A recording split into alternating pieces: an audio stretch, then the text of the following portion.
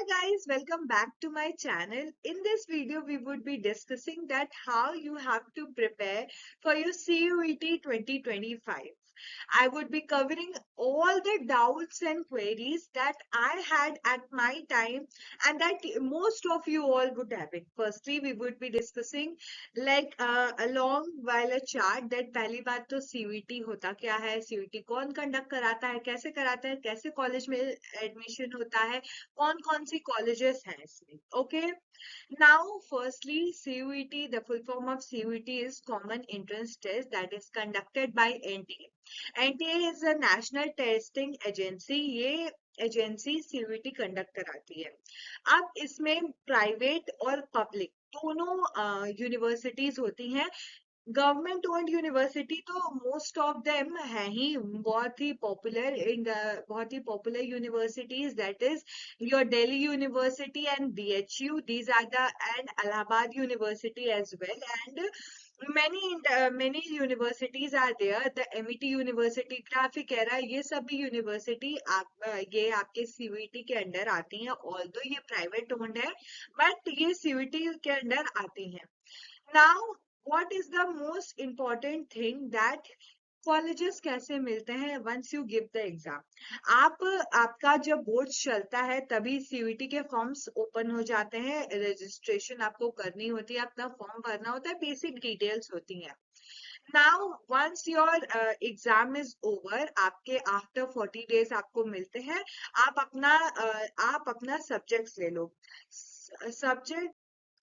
Subjects आपके CUET में वही होने चाहिए जो आपने 12th बोर्ड्स के दिए. Now suppose that I am a science student, I took bio but now I want to pursue BBA. Okay, मैं तब भी अगर BBA के लिए अकाउंट्स, BST और इको चाहिए रहता है, लेकिन मैं तब भी, क्योंकि मेरे 12th बोर्ड्स में मैंने साइंस, फिजिक्स एंड बायोलॉजी दिया है, तभी मैं वही सब्जेक्ट चूज करूंगी जो मैंने 12th में दिए हैं. Because CUET, in the CUET you have to only give those exams that you have given in your boards. Okay, उस बेसिस पे आपको कॉलेज अलॉटमेंट होगी. Therefore please don't make this mistake, क्योंकि अगर CUET फिर बाद में एनालाइज करता है तो आपके फॉर्म्स कैंसिल भी हो सकते हैं.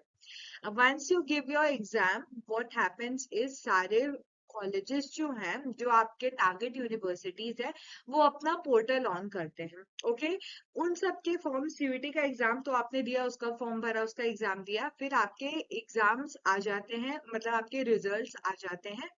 एंड उन रिजल्ट्स के बेसिस पे आप रिजल्ट देखो, प्लस आपने जिस यूनिवर्सिटी को टारगेट किया है वो जब अपने फॉर्म्स रिलीज करेंगे, आप उनके फॉर्म्स भरो. Okay, once you have filled the form, relax. फिर उनके काउंसलिंग पोर्टल ऑन होंगे. Okay, first round, second round, third round, आपको अपनी प्रेफरेंस लिस्ट भरनी होती है रजिस्ट्रेशन के बाद. ओके, जब पोर्टल ऑन होता है किसी भी यूनिवर्सिटी का तो आपको फर्स्टली रजिस्ट्रेशन करनी होती है. आफ्टर दैट आपको अपनी प्रेफरेंस लिस्ट भरनी होती है एंड आफ्टर दैट आपके काउंसलिंग प्रोसेस स्टार्ट होती है. काउंसलिंग प्रोसेस में आपके मार्क्स, आपकी कैटेगरी, जो कॉलेज मिलता है उसके बहुत एस्पेक्ट्स होते हैं. सो मार्क्स होता है एस्पेक्ट, प्लस आपका कोई कोटा है, आपकी कैटेगरी है and many other things are there. आप सिंगल चाइल्ड हो, नहीं हो, इन सब बेसिस पे आपको कॉलेज मिलते हैं. आप कितने, मतलब कि होता है बहुत सारी चीजें जिसके बेसिस पे आपको कॉलेजेस मिलते हैं. Therefore this is the whole process. आपको पर्सनली, आप अगर CUET देते हो और किसी भी कॉलेज का फॉर्म भरते हो, आपको कोई कॉलेज नहीं मिलेगा.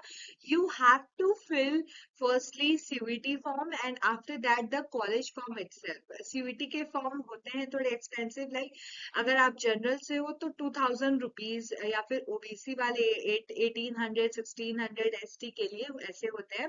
बट जो कॉलेजेस के फॉर्म होते हैं वो कंपैरेटिवली बहुत चीपर होते हैं. लाइक ज्यादा से ज्यादा 500, उससे ज्यादा कोई भी यूनिवर्सिटीज नहीं लेती हैं.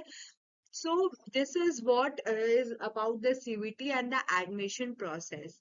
अब हम जानते हैं कि आप CUET की प्रिपरेशन करोगे कैसे. अभी आप अगर बोर्ड्स में हो, आप या फिर आप ड्रॉपर हो, कोई दिक्कत नहीं है. How you have to prepare for the CUET is, मैं कॉमर्स डोमेन की बात करती हूँ पहले। आपको बिजनेस स्टडीज में रीड एनसीईआरटी। अगर आपके बोर्ड चल रहे हैं इस बार तो बहुत अच्छी बात है। आप एक चैप्टर फिनिश करो, उसके एमसीक्यूज लगाओ, ओके, देन रीड एनसीईआरटी। आपके जैसे कि आप अगर अभी से स्टार्ट करते हो सीयूईटी की प्रिपरेशन करना, आपकी बोर्ड्स की प्रिपरेशन भी बहुत तगड़ी होने वाली है। प्लस आपके सीयूईटी तो क्या बताऊं।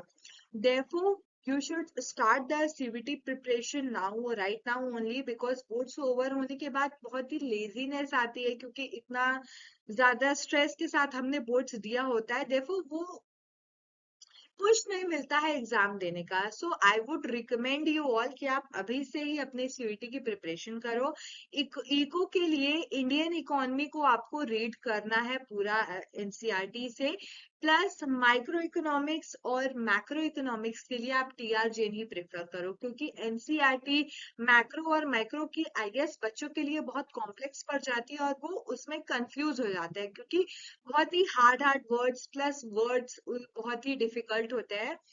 सो आप मैक्रो और माइक्रो के लिए, माइक्रो में भी पूरा सिलेबस नहीं आता है, बट मैं आपको रिकमेंड करूंगी आप पहले 6 चैप्टर पढ़ के जाना। एंड मैक्रो और माइक्रो के लिए टीआरजेन इज बेस्ट। अकाउंट्स के लिए आप थ्योरी मिस मत करना, you could not miss theory in accountancy, because मैंने जब पेपर दिया था मेरा मोस्ट ऑफ द पेपर बस जो इशू ऑफ शेयर से ही मेरे न्यूमेरिकल्स आए थे, and most of the paper was theoretical based.